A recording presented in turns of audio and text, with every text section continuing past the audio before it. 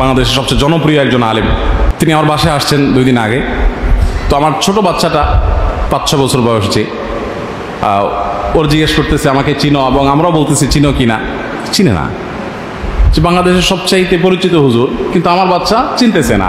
তো আসলে সবাই একটু আশ্চর্য। তাই বললাম আশ্চর্যের কারণ হলো ও মোবাইল বা কম্পিউটারে আসক্ত না।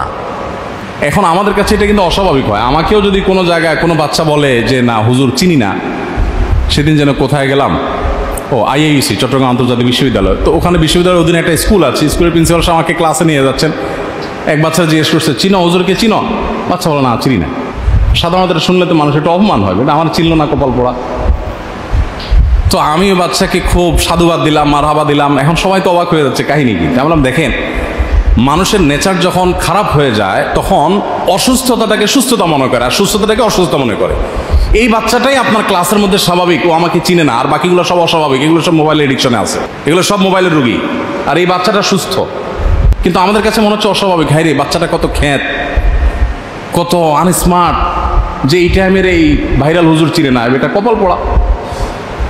অথচ এটাই হলো স্বাভাবিকত্ব, যে তার বাপ মা তাকে নিশ্চয়ই ডিভাইস থেকে দূরে রাখতে পেরেছে। আর এই দূরে রাখাটা নির্ভর করে বাবা মার উপরে, যারা মনে করেন যে না ছেলে মেয়েকে মোবাইল দেওয়া ছাড়া খানা খায় না। এইটা আমি বিশ্বাস করতে চাই না। আমার বাচ্চাকে আমরা মোবাইল দিয়ে খানা খাওয়াই না, আলহামদুলিল্লাহ। খাইলে খাও, না খাইলে নাই, কোনো টেনশন নাই বাবা। মানুষ না খায়া বহুদিন বাঁচতে পারে।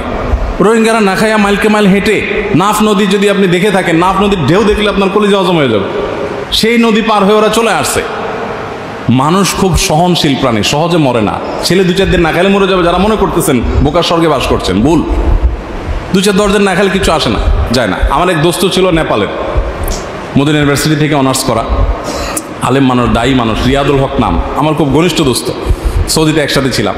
তো তার বাসায় একবার বেড়াইতে গেছি, খাবার টাবার রান্না করছে। তারা তো ইন্ডিয়ানরা বা নেপালি, তারা আমাদের মতো বাঙালিদের মতো 10 পদ করতে অভ্যস্ত না, 1 পদ বিরিয়ানি বা কিছু সিম্পল। তাদের খাবার দিয়ে দিয়েছে, আমরা বসে গেছি। তো আমরা খাচ্ছি, বাচ্চাদেরকে দেখলাম একটা ডাক দিল। বাচ্চাদের নাম ছিল আব্দুর রহমান, আব্দুর রব, আব্দুর রহমান, আব্দুর রব, বেটে খানা হয় তো আ যাও, খানা হয় তো আ যাও বলে খানা শুরু করে দিস। আমার তো খাবার ঢুকছে না, আরে বাচ্চাগুলো আসছে না, ওদেরকে বাদ দিয়ে আমরা বসে গেলাম। আমি বললাম ইয়ার বোলাও বাচ্চোं को थोड़ा साथ बैठकर खा ले। तो সে বলতেছে छोड़ो क्यों मगजमारी कर रहे हो, पेट उनका है कि मेरा। বলেন যে কেন তুমি এই সমস্ত মাথা হেডেক নিচ্ছ, সে যে খাবে পেট কি তার না আমার? তাই বললাম তার পেট। তো বলে যে তার যদি পেট হয় তো হেডেক আমার কেন? পেট যার, হেডেক কোথা, ওই খাবে। এখন আমরা সিস্টেম এমন বানিয়ে নিয়েছি যে আমাদের বাচ্চারা ধরে নিয়েছে যে আমার খাওয়ানোর দায়িত্ব আমার মার, ঠেকাটা আমার বাপের, আমার না, এদের ঠেকা। তো যার কারণে বাচ্চারা শিখে না। তো এখন মোবাইল ফোনে আসক্তি কেন হয়? কারণ যে আমরা মনে করি যে মোবাইল না দিলে খানা খাবে না। খানা খাবে না, সমস্যা কি? 1 বেলা খাবে না, 2 বেলা খাবে না, 3 বেলা খাবে না, 1 দিন খাবে না, 2 দিন খাবে না, 3 দিনের দিন ও খাবে, ওর আব্বা, ওর আম্মা, ওর দাদা, ওর 14 গোষ্ঠী খাবে। আপনি কোনো ফজিলত বয়ান করা লাগবে না, কয়দিন না খায় থাকবে। সিরিয়াস কথা, ধ্বংস হয়ে যাচ্ছে আমাদের পরিবারগুলো, আমাদের সন্তানরা শেষ। তাদেরকে আমরা ডিভাইসে আসক্ত করে ফেলেছি। এই জন্য আমি বাচ্চাদের মধ্যে কোথাও গেলে আমি জিজ্ঞেস করি আমাকে কে কে চিনো, তো গর্ব করে খুব হাত তোলে।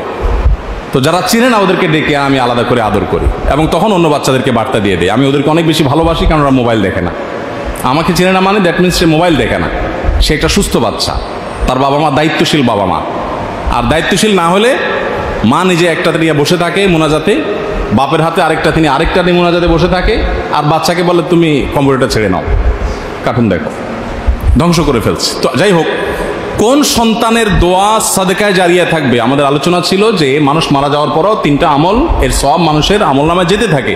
এর ভিতরে একটা হলো নেক সন্তান, যে সন্তানকে আপনি মোবাইলের সাথে পরিচয় করান নাই, কোরআনের সাথে পরিচয় করাইছেন, মনুষ্যত্ব শিখাইছেন, সময় দিয়েছেন, এবং তাকে আপনি সিরিয়াসনেসের সাথে পড়াশোনা করিয়েছেন এবং তারবিয়াত শিক্ষা দিয়েছেন। তো মায়েরা যারা আছেন তাদেরকে আমি বলতে চাই যে বাচ্চাদেরকে আল্লাহর ওয়াস্তে সময় দেন, তাদেরকে নিয়ে এঙ্গেজ থাকেন। তারাই আপনার বন্ধু, তারাই আপনার সহপাঠী, তারাই আপনার খেলার সাথী, এবং কোনো ডিভাইসে তাদেরকে আসক্ত করবেন না। বাচ্চাদেরকে ডিভাইস আসক্তি থেকে মুক্ত করার উপায় কি জানেন? আমরা অনেকে জেনে থাকবো। প্রধান উপায় হলো নিজেরা এটা থেকে দূরে থাকা। আপনি নিজে সারাক্ষণ টিপবেন, মোবাইল টিপতে টিপতে বাচ্চাকে বলবেন এই পড়তে বসো মোবাইল রাখো। বাচ্চা তখন কি মনে করবে? বলেন কি মনে করবে? বাচ্চা তখন মনে করবে রাজ্যের সকল সুখ নিশ্চয়ই মোবাইলের মধ্যেই, নাহলে এই বেটি আমাকে মোবাইল রেখে পড়তে বসতে বলতেছে কেন? সে নিজে টিপতেছে, আমাকে বসতে বলতেছে, পড়তে বসতেছে, নিশ্চয়ই সে কোনো প্রকার ষড়যন্ত্রে লিপ্ত, আমাকে সে সুখ থেকে বঞ্চিত করতে চাচ্ছে। আল ইনসানু হারিসুন ফি মা মুনিআ, বাধা দিলে সেটা মনে করে আরো অনেক গুরুত্বপূর্ণ বিষয়। আর আপনি নিজে যদি মোবাইল না টিপে আপনি একটা বই পড়েন, তাকে বলেন আবু তুমিও বসো, তখন তার কাছে এটা বিশ্বাসযোগ্য হবে। এটা হলো বাস্তবতা। বেশিরভাগ বাচ্চারাই আমাদের ধমক শুনে মায়ের খেয়ে বকাঝকা খেয়ে পড়তে বসে, বাট তার মনে অনেক কষ্ট দুঃখ যে এই ষড়যন্ত্র তো কোনোভাবে মেনে নেওয়া যায় না। তুমি চান তো মোবাইল টিপবা আর আমার বলো বই পড়ো, এটা কেমন অবিচার? তো আমাদের সন্তানদেরকে যদি সাদকায়ে জারিয়ার সওয়াবে জারিয়ার উপায় যদি সন্তানদেরকে বানাতে চাই, তাহলে তাদেরকে মানুষের মতো মানুষের গড়তে হলে ডিভাইস আসক্তি থেকে মুক্ত রাখতে হবে। No way. আমি যেহেতু অনলাইনে আমার কাজ কাম বেশি, এই যে আসছি, বলা নাই কোয়া নাই, কালা কালা ক্যামেরা সবাই এসে ভরে গেছে, তো অনেকে মনে করেন বোধ হয় বাসা বাড়িতে বোধ হয় এসব হয়। বাসায় আমাদের খুব স্ট্রিক্টলি আলহামদুলিল্লাহ কোনো বাচ্চা মোবাইল কোনো ডিভাইসে আসক্ত যেন না থাকে, এটার জন্য যা যা করা দরকার তার সব কিছু আমরা আলহামদুলিল্লাহ করি। আপনাদেরকে আমি সেজন্য আহ্বান করি। তো তিনটা আমলের যে দুয়ার খোলা থাকে, নেক সন্তান, সাদকায়ে জারিয়া, উপকারী জ্ঞান, কাউকে একটা যে ভালো জিনিস শিখাইলেন তিনি আবার আরেকজনকে শিখাইলেন, এর সব আপনি পেতে থাকবেন। তো আজকে আমরা এখানে একত্র হয়েছি, এই মাদ্রাসাটা একটা দ্বীনী প্রতিষ্ঠান। এই মাদ্রাসাটার একটা তাকাজা আছে, একটা প্রয়োজন আছে। আপনারা জানেন একটা জমি কেনার জন্য বায়না দেওয়া হয়েছে, এখানে সাইনবোর্ডও টাঙানো হয়েছে, 2.5 কোটি টাকা দিলে এই জমিটা মাদ্রাসার হয়ে যাবে। আর এই জায়গাটা যখন হয়ে যাবে তখন মাদ্রাসাটা একটা দারুণ শেপে আসবে, জায়গাটা পুরো কাজে লাগবে। তো এখানে সাধ্য অনুযায়ী আপনাদেরকে শরীক থাকার জন্য হুজুর আহ্বান করছেন।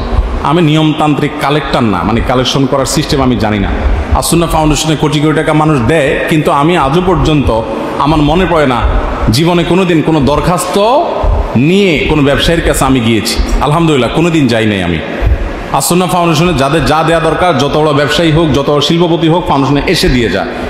এই যে গত বন্যার সময় 164 কোটি টাকার বিরাট বড় একটা ফান্ড হয়েছে, 1 টাকার একটা নোটের জন্য আলহামদুলিল্লাহ আমি কোথাও কারোর কাছে যাই নাই, কারোর অফিসে না, কারোর বাসায় না, কাউকে ফোনও করি নাই।